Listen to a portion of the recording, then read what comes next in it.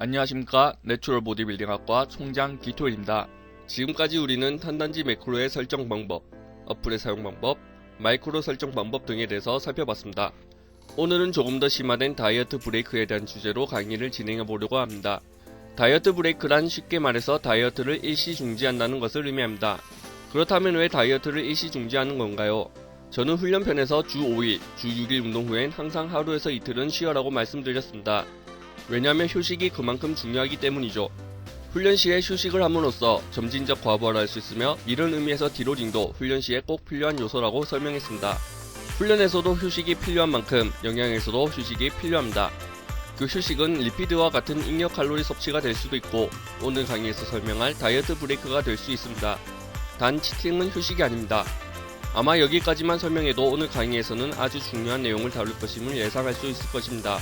참고로 오늘의 주제인 다이어트 브레이크는 MRB와 마찬가지로 국내 유튜버에서 최초로 꺼내드는 주제입니다.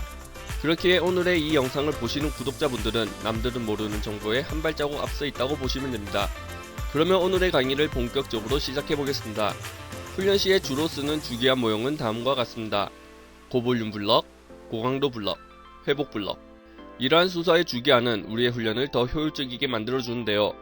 이처럼 우리의 식단도 고칼로리 블럭에서 저칼로리 블럭으로 가는 모형은 우리의 목표를 더 효율적이게 만들어줍니다. 결국 체지방을 빼기 위해서는 저칼로리를 먹게 되는 것도 이 모형에 포함될 것입니다. 다이어트 브레이크는 쉽게 말해 자동차가 고장나기 전에 오일을 바꿔주는 것입니다. 그러니까 한마디로 배고파서 폭식을 하기 전에 음식물을 평소보다 조금 더 넣어주는 것이라고 생각하시면 될 것 같습니다. 보통 내추럴 보디빌더들은 24주의 다이어트 기간을 잡습니다. 24주는 심리적으로 상당히 피로감을 주는 기간이면서 장기간의 다이어트는 우리 몸에 부정적인 영향을 미치기도 합니다. 하지만 24주 안에 다이어트 브레이크를 가짐으로써 우리는 부정적인 면들을 상당히 없앨 수 있습니다. 다이어트 브레이크는 장기간의 다이어트를 가능하게 만들고 결과도 더 좋게 만들어줍니다. 다이어트 브레이크에 대한 최초의 연구에서는 다이어트 브레이크를 한 그룹과 그렇지 않은 그룹을 비교했을 때 별 차이가 없었다고 말합니다. 또한 이 연구에서는 다이어트 기간이 길어질수록 우리는 평소보다 에너지를 잘 소모시키지 못한다고 주장했습니다. 그렇기에 다이어트 하시는 분들은 섭취하는 음식의 칼로리만으로는 체중 감량을 하기가 더 어려워집니다. 우리의 몸은 현재 먹는 양에 결국 적응하게 된 것입니다. 흔히 이것을 사람들이 정체기라고 말하죠. 대회나 바디 프로필 혹은 다이어트를 준비하시는 분들에겐 이 정체기는 골칫덩어리일 것입니다.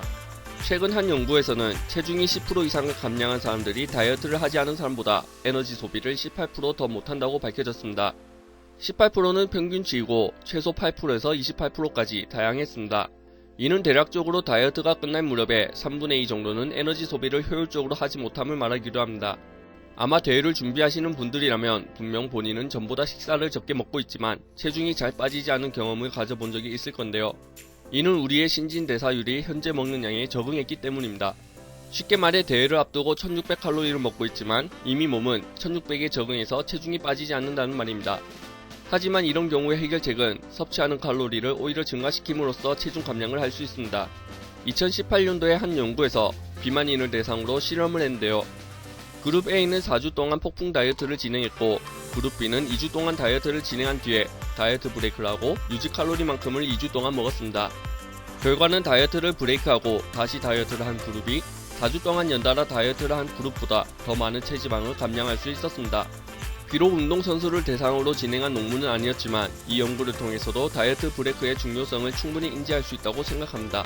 보디빌더들도 다이어트 브레이크를 함으로써 훈련의 퀄리티, 근육량 유지, 글리코겐 충전, 피로 회복 등을 할 수 있습니다. 무엇보다도 다이어트 브레이크를 함으로써 본인의 멘탈 관리를 할 수 있다는 장점도 있습니다. 특히 식욕이 강한 분들은 이 다이어트 브레이크를 함으로써 본인의 페이스를 조절할 수도 있을 것입니다. 저는 다이어트 브레이크를 다이어트 기간을 3달, 12주 이상을 진행하시는 분들에게는 꼭 하라고 말씀드리고 싶습니다. 특히 다이어트 브레이크는 대회를 준비하는 선수들에게는 필수적인 사항입니다. 저는 보통 다이어트 8주에 다이어트 브레이크를 1주 하라고 권하는데요. 이 방법 외에 체지방별로 다이어트 브레이크를 나눌 수도 있습니다.